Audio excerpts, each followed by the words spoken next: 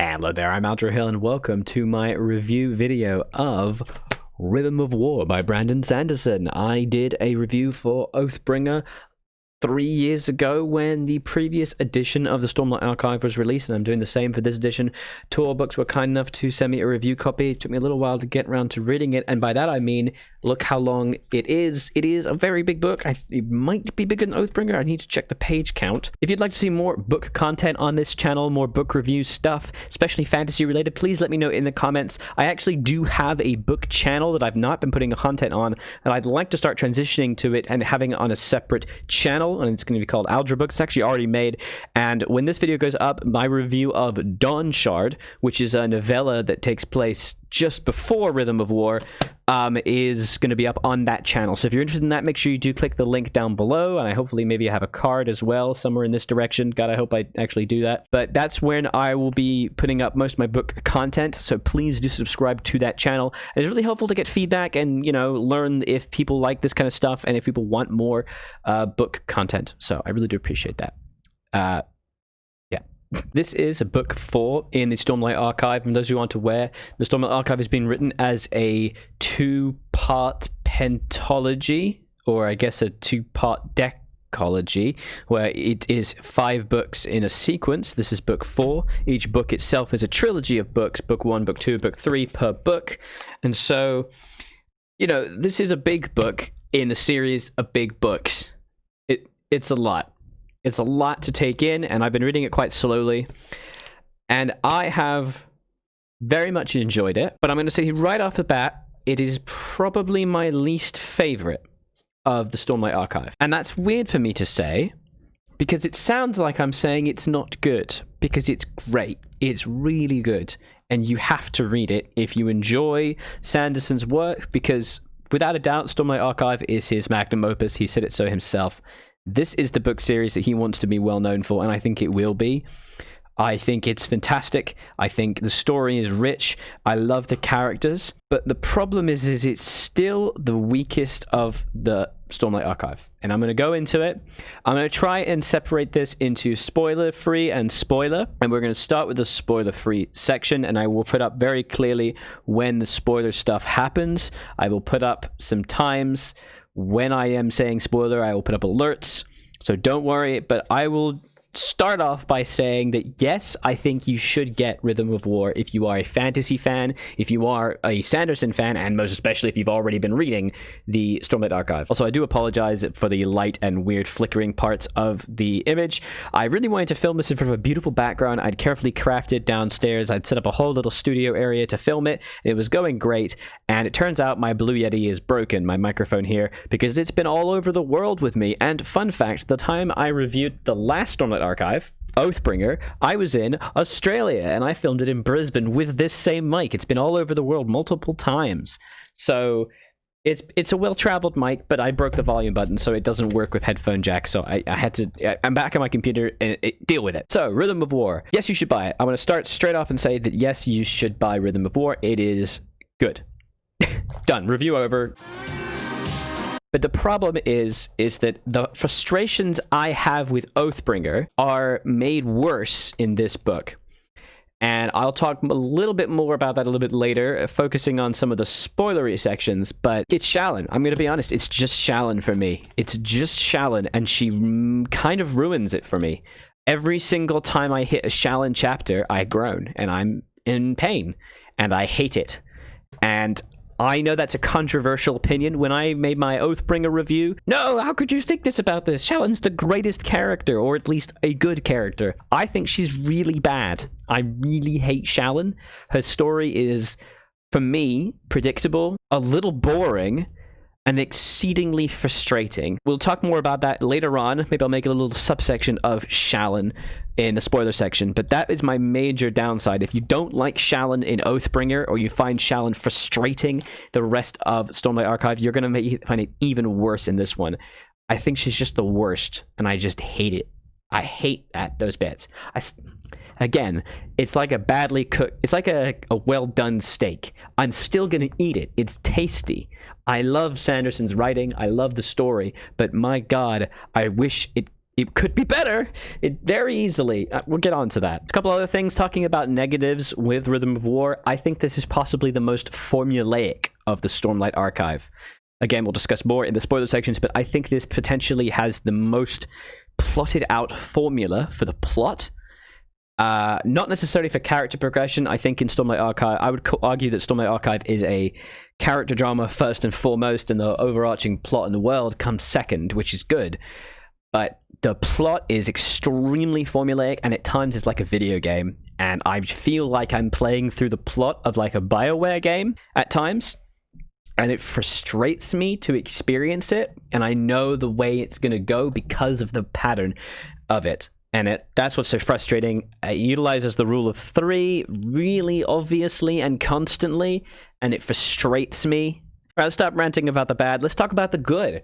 The world gets so much more open, interesting, and tight at the same time. The world opens and closes, but not like a book, like a zoom in, a zoom out, and then a zoom in. All the way through this book, I feel like I'm learning more and more about Roshar, about the world this takes place on. I'm learning more about the magic system. I'm learning more about the inherent inaccuracies that people on this world have about their own physics. It's brilliant. I love the world building in this book, and potentially some of the best world building. I don't want to say in the Cosmere, but some of the best in the Stormlight. I think it really gets into it. It talks a lot about really interesting things. It's cool. I like it. Talk more about it in the spoiler section. But yes, the world building, A-okay. I love it. Another great positive is the character of Kaladin. He has always been my favorite character, and I know you're kind of meant to be. He is the protagonist, the kind of a dark, brooding protagonist. But I love him. I think his story is great. I think his progression is wonderful. I can predict and see how it's going to go, but I still love it. I really love Kaladin. I think he's great. I just wish the plot he was associated with wasn't formulaic. Another really cool thing to bring up is that this is possibly the most interesting book in all the Cosmere, except for Arcanum Unbound, or Bound, I can't remember the name of that book, in terms of exploring the Cosmere. This book really gets into the Cosmere and talks about like the magic and the intricacies and how cool things are, and oh my god, this is connected. If you those who aren't aware or have no idea what I'm talking about, the Cosmere is the grander universe that all the main books of Sanderson's, they connect. They are within the same universe. Not every single one of his books, but a good deal of them. They are Cosmere texts, and they interconnect in very interesting ways, which I will not discuss without verging into spoiler territories. So it really does talk a lot about it. You do get the wonderful character of Hoyd, who is the world hopper, who is in every single Cosmere text, I think. Pretty sure every single one, or at least alluded to. In the Stormlight Archive, he is the character of Wit, if you weren't aware of that. I mean, it's very obvious at this point. And you really get to grips with him. There's some really wonderful sections, really good sections with him. I love it. Especially if you are a huge Cosmere nerd like me. You've read Dawnshard, which my review is in the link description, by the way. You could go to my other channel. You learn a lot more about some of the things that he is about, especially if you've read Mistborn and Mistborn Secret History. Very cool stuff. Very cool. It's just... there's some problems as well, which we'll get onto. Spoiler time. This is the official spoiler warning. I will be talking about spoilers from here on out. If you don't wish to have the book ruined for you, then leave. Go to the end or go back to the beginning. If this is the time when you go, make sure you leave a like and a comment. I really appreciate you watching, but from here on out, I will be discussing some prominent spoilers of the text, and I will be telling my true and honest thoughts about it. Maybe people who can then stop here and come back and watch this review once they've read the book themselves, which I still do highly encourage. Okay, spoiler time. So, I'm going to talk about a couple things that I found extremely frustrating with the Rhythm of War, and ironically, it's going to be to do with the rhythm of the book, the pacing. And then I'm going to be talking about a few really wonderful moments that I thought were excellent. And first of all, Kaladin's story and the story of the tower itself is dumb. That's it. The story that takes place within the text is that the Tower of Urthiru, I can't remember the name of it, is invaded by the bad guys, the Voidbringers, as it were. They invade it, and they take it. They take Navani prisoner. They take everyone in prison. Kaladin is there because Kaladin's decided to retire because of failing mental health. That story is great. Don't get me wrong. That bit is great. really, really good. I love it. I love the build up to the tower being taken. You feel the sense of tension rising as you know it's happening, and then you get parallel chapters where the people in the tower don't know it's happening. Amazing. Kaladin making the decision to accept everyone else's opinion that he is damaged and he needs time to heal, and he then starts to like work with mentally ill people who have been like damaged by war and have PTSD basically. So good. Oh, the bits with his dad.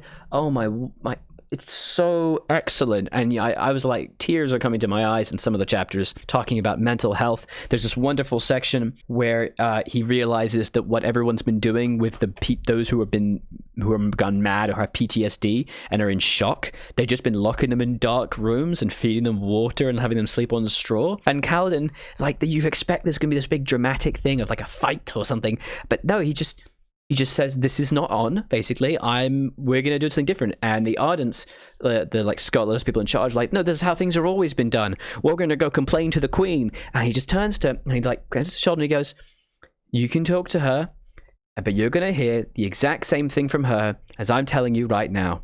We're going to do something different. And it's just, that's the perfect thing of Kaladin's character, is making a different choice. It's going a different direction. What I really hate about the actual section of his story is the fact that it's a video game. An invasion of the tower, it's bad. Oh no, the Spren that lives in the tower is actually alive and she's speaking to them. But she has weaknesses. How many weaknesses? 3 weaknesses. Of course there are 3 weaknesses. And throughout the book, they will go attack one, and then Kaladin will have to race and defend it, and then run away. And then they'll attack another one, have to race and defend it and run away. And then the last time, oh my god, what's gonna happen? Like, it's a video game. It's a movie almost, but it's a video game. It's like the building up, oh we lose, the building up, oh we lose. And each time the heroes get worse and worse until finally they succeed. I know it's like a TV Tropes page, and I know that it makes sense from story purposes, but it's never been so overt in the Stormlight Archive that this has been written down in okay, he does this, and then he does this. Oh no, yay, oh no, yay, oh no, yeah. You know, I'm sorry that doesn't really make sense, but I just found this whole story is so frustrating because I could easily predict everything that was happening, and I don't want to be able to predict it. I want it to feel surprising, and there are some good surprises in this book. I think my main frustration with it is that every twist that occurs in this section, or rather this area of the story, I saw coming far in advance. Navani the queen is speaking to the Spren using little gemstones, like touching them and going like, oh, I can hear you, which is very interesting, and it talks a little bit about that connection, which is very cool. And I'm like, oh, well, they're listening in. Oh, they're listening in, aren't they? And everyone's just carrying on like, how are you not realizing they're listening in? If you tell them where they are, they're gonna, oh, you told them. Oh, what's that? They got it? Oh, what do you know? They're listening in. Of course they are. Of course they are. Have you never seen a movie? I know these characters haven't seen a movie, but, you know, it's obvious. It's too obvious, and that's my frustration with it. The whole bit of his story in that area is just really boring, and I don't like the pacing of it. I don't like the rhythm. The pacing is off and janky and stupid. The actual events are awesome. Rabaniel, the lady of wishes, the listener character, or the Voidbringer character, I guess, fantastic. Really, really good. The scholar, and the great spoiler, by the way, reveal that she is not looking for a way to kill all the humans and kill gods. She's looking for a way to end the war in any way. She doesn't care who wins. She just wants to die. She's been doing this for thousands of years. She wants to die. Let her die. And let her daughter die. She's gone mad. Beautiful. Shallan time. Remember that bit in Holy Grail where the monks are like walking down and they're singing every time I read a Shallan chapter. Shallan has multiple personality disorder. Somehow she just kind of developed multiple personality disorder. Every character basically represents a significant mental flaw, and is kind of obvious, but that's fine. That's kind of what Stormlight Archive is.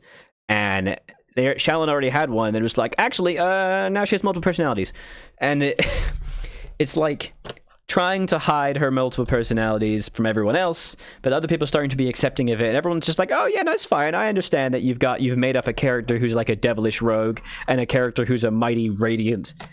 That's fine. Yeah, I love you, says the husband, Adeline, who is amazing.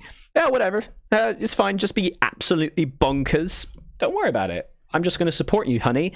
No worries. No, that's an awful thing to do. This book is about positive mental health, and yet everyone just seems to accept the fact that Shallan's gone off the deep end and just accepted it. But whatever, that's a choice. I just don't enjoy Shallan as a character. I'm really happy there's almost no romance in this text, at least within these characters. There is actually a homosexual romance hinted at.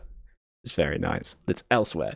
But the main thing is that, I say very nice, what does it matter? It's just kind of nice to see other types of relationships, but also it is cool to see that homosexuality does exist in Russia.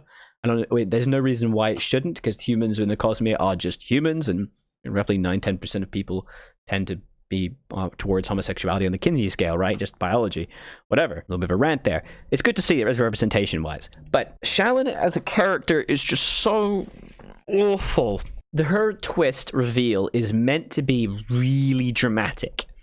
Her cool reveal, there she is that actually she's already killed her spren. That's her second spren pattern. That is only her second spren, right? She already had one, and she killed him. Or her, I can't remember. That's the twist. Oh, wow. And she's partly responsible for the way Spren are thinking about humans and bonds with them. Saw it coming, honestly. The seeds are there all the way through the book, and earlier as well. Like, just her memories just don't match up at all, but it doesn't make any sense, and she just never questions. It's like, hang on, I got this Spren in the books, and yet I have memory of having a sword. I must have had Patton then. And Patton's like, yeah, you definitely did. Shifty-eyed looks. And she's never like, oh, no, I'm just not ever going to question that. It's just a lot of times when obvious answers are in front of them and they just don't make the choice to acknowledge them. And then obviously the reader doesn't get to, because we're not given the text. It's frustrating, but I saw it coming and that annoyed me. I don't like to see twists coming, and I feel like the twists that happen in Oathbringer, the big reveals there, and the stuff happened elsewhere, I did not see coming. Oathbringer had like 2 or 3 really, really wonderful moments where I just, I said it really dramatically in my last review, but I stood up from my chair and gasped, which is very dramatic, but that honestly is what happened. I was blown away by what happened. I thought it was amazing. I was so invested in the characters. I'm not invested in Shallan. I don't care about her. And the main reason why is I don't care about her motives. I want to join the Ghost Bloods. Why? Oh, why? What is her fascination with this ethereal organization? That also is another frustration I have. These Ghost Bloods, they are they are revealed to be world hoppers, and they are doing things for their own purposes, which I'll talk about in a second. I find the organization, or rather the character of Mrez, who is her like primary contact within the organization, I find them so boring. I'm mysterious. That's it. That's his entire character. Like, I was so annoyed I hit my microphone. He just does this. I'm mysterious. If you want to know more, you'll have to do this for me. Oh, you did it for me. Well, now I'm not going to tell you. So, do more things for me. And Shallan's like, yeah, all right. I just do this for like 2 books. I just don't like this group. They're stupid. They're this weird mustache twirling evil group. The organization itself and the motives thereof are actually very cool. I did somewhat predict this slightly. I was like, this is probably the case. But basically it's revealed that this is an organization of world hoppers who are trying to do 2 things. One, to find ways to transport investiture throughout the Cosmere.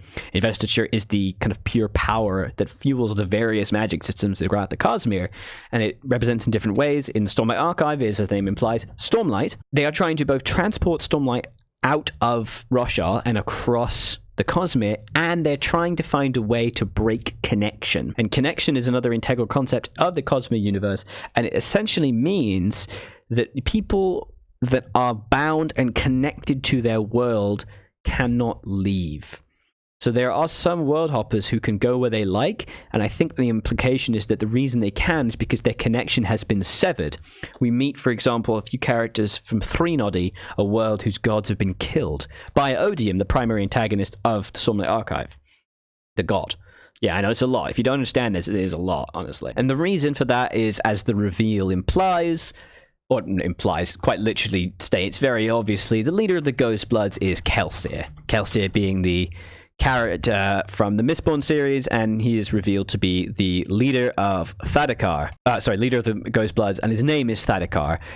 I really did guess it quite early, because of what they were trying to do, and there was the whole heralds thing. But basically, the reason why all the stuff that happens with Shallan and the Ghostbloods in this book is because the Ghostbloods want to capture one of the heralds, Kellic, and they hope to study him and understand how a way to get Thadakar out of his system. He's still trapped in the Scadrial, the Mistborn world, and he wants to come around the Cosmere. Sanderson is very clearly setting up Kelsier to be the main antagonist of the Cosmere, an evil dude, which is very cool. It's awesome. It's very cool. And Wit to be the primary protagonist, I think. Maybe there'll be a twist, who knows. But I love that, and that's what I'm talking about. And that's the thing I love about Rhythm, and also hate it. Rhythm of War, that is that all the stuff that it reveals and implies is really cool. All the stuff it talks about with the plot and the world and the universe, amazing. The events of the book and the characters therein, I'm not a big fan of. Shallan just pisses me off. Adeline is too weak. Adeline is a wet blanket there to go, okay, Shallan, okay, yes, Shallan, I good. I also want to please my father, but yeah, no, I'm good, honestly, I'm fine. Yeah, and I just don't like that. The other primary big reveal and twist within Rhythm is Taravangian, his weird, strange plot wherein he wants to save the world or save his city, and so he this is actually my problem with this character, and I think he's so interesting. He makes a deal with God, one of the gods, essentially, unknowingly, to be given the power to save the world, or to have the ability or something, and so she grants him a random intelligence every day. He either wakes up a genius or a moron. But in this one, it's revealed that he actually that's not what he's been granted. He's been granted either compassion or intelligence every day. But the compassion means he has no intelligence. Overwhelming emotionality or cold, rigid logic and intelligence. And it was all a plan. Blah, blah, blah. We'll get on to that. It's revealed that basically he becomes God. He kills the main antagonist of the book, Odium, in a fluke. In a, bam, killed you, lol. He actually was planning it, but he wasn't aware of it at the time, and he did it. He killed God. Woo! And then he took the reins of God and became God, because that's what you can do. That you can ascend. You can take the hold of the shard if you are willing. You have the intent. And you can take the intent and you become the shard. And now he is Odium, and we now have to deal with the fact that we have a new antagonist in Odium, who is Taravangian, but he is better than the previous holder of Odium, Reyes. He's just stronger mentally, and he is going to be worse. And the reveal that basically Cultivation, who is the other god on Rashar, who's basically hidden, has been planning this the whole time, is very cool. But I saw it coming. It wasn't a twist that made me stand up and go, oh, it just happened, and I knew it was happening, and that really frustrated me. The fact that I knew it was going on, and I knew Cultivation was doing it, and also I knew that it wasn't going to go as planned, because now Taravangian is way more conniving than everyone thinks or something, and he's going to be even worse. It's cool. I think it's a really good twist, and I think it's a really cool way to change everything up and make everything a little bit more spooky, scary, skeletons. But I saw it coming, and I wish I didn't. There's also a few bits of this book that I feel like don't need to be in here and add nothing. There's this whole section about this guy from a country called Herdaz, or Herdazian. He's like a general, and he's like cool, and he's like a good general or something, and he's been fighting like a battle of attrition against the occupiers, and they need him, so they save him and bring him, and then they use him. He's so underutilized, and I don't even remember his name. I cannot tell you his name. He's really cool. Why is he cool? Oh, because he's cool. Okay, why do we need him? Because he's a genius. Why? Because okay. I don't believe this character. It's the first main instance I've seen in Stormlight of massive telling, not showing. And it's really weird. And I wonder if Sanderson got feedback about this character in the book, in his beta reading. I'd love to hear from beta readers, because it feels super weak. It just happens, and it's just like, oh, he's here, and then he keeps cropping up in Daladar's story and how he's like a really good general or something, and he just like says a few things, and it's like, oh, that's cool, I guess. And even at one point, they bring him there and they have a whole tactical meeting, and he says this thing, and it's implied that other characters are taking it as like this genius gospel. But then the other characters are like, they already knew this. He just needed to hear someone else say it. And it's like, well, what? Like, why did you need this character? What was this 4,000 words establishing him? I don't even remember his name. It's so frustrating for me to see this kind of underutilization. I would have rather just put more words towards Kaladin, or just make the book shorter. I don't know. But it just feels odd that there's this strange implication that this character is important, so you should like him, but I don't. I felt the same thing about Mistborn, with a couple of the characters in the broader gang of Kelsiers. His like best friend character who dies. I don't even remember his name. He's just boring. He just doesn't have much of a character. He doesn't resonate with his like misting ability. He's just boring and forgettable. And it's implied that I'm supposed to like him and be invested in his death.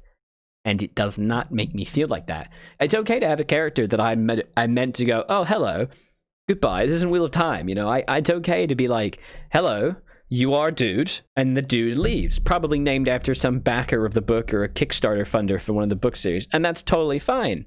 Bye-bye. See you later. Woohoo. Oh, you keep coming back. What's your oh, you're gone. Okay. Oh, you're back?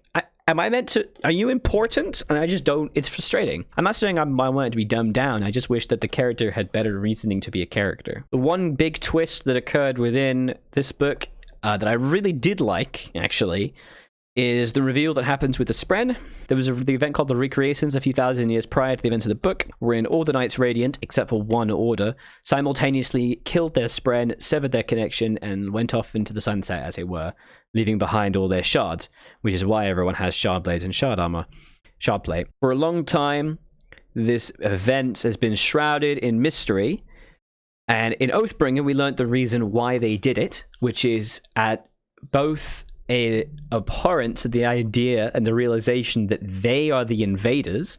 Spoilers, things happen in Oathbringer. They learned that they are not the original people on Russia. They came from a different planet called Ashen, and they destroyed it, and they came here and invaded and took the people's gods, which is very cool. We also learn in this book that another reason why they do it is out of disgust for what they have just done, which is to imprison a Spren, Bao Ad Mishrim, and basically force every single singer of the race that originally lived in Russia into like a slavery. It's awful, and that's why they do it, right? That's a very cool thing, but the big thing we learn in Rhythm of War is that actually the humans didn't do it. The Radiants didn't do it. The Radiants and their Spren made the decision together. They chose to do it, no matter the consequences. It's revealed in a big trial scene where when the character Adolin is having to deal with the fact that they're blaming the recreations on him, and they finally bring out this Deadeye, which is what happens to Spren who get killed, rather severed from their Radiant, forcibly. They basically, their eyes crossed out, and they're like not really there. Turns out they are. They're just like severely damaged mentally. I think there's an implication that it's very similar. That what happened to the Deadeyes is very similar to what happened to the Elantrans in the book Elantris, Sanderson's first published novel, which is that basically their connection to the investiture has been severed. And so they have a myriad of weird consequences of that. And I think this is what they are. But regardless, we learn that actually the Spren made the choice, and they were happy to do it. And that was a very cool twist. I really enjoyed it. I thought that really, really changed things up, and it recontextualizes the way you look at events. And that's the thing I really like about Stormlight. It makes me recontextualize things constantly, and I loved it. Love that twist. Wasn't as big as one at Oathbringer, but I still really loved it. Great. That's it. That's all I'm going to say. It's already gone on so long, I think. I definitely do recommend Rhythm of War. If I were to give it a rating out of 10, they would really struggle to do so, because as a book on its own, 8 out of 10. As a Stormlight book, 6 out of 10. I know that sounds odd, but I would honestly call this the weakest Stormlight Archive book. But I still love it for a myriad of ways. So it's really difficult to give that kind of estimation. And frankly, you should never accept anyone's stupid star rating. It's a terrible system. And taking this from a guy who worked as a reviewer for several years, it's dumb. It's a dumb idea. You can't bring things down to... I'm going to rant. Rhythm of War, It's good. You should buy it. I agree you should. Support Sanderson, support Tor. Great books, great series, great author. Good. But with a caveat, a big asterisk covered in bold and red stencil, that it struggles to not be formulaic, and some of its characters take a deep dive into dumbness, both in their actions and in the absurdity of their stories. And that does pull me out of it. Overall, though, I would say you should read it. I think it's good. Thank you so much for watching. If you did make it to the end, I'd love to if you'd let me know in the comments below.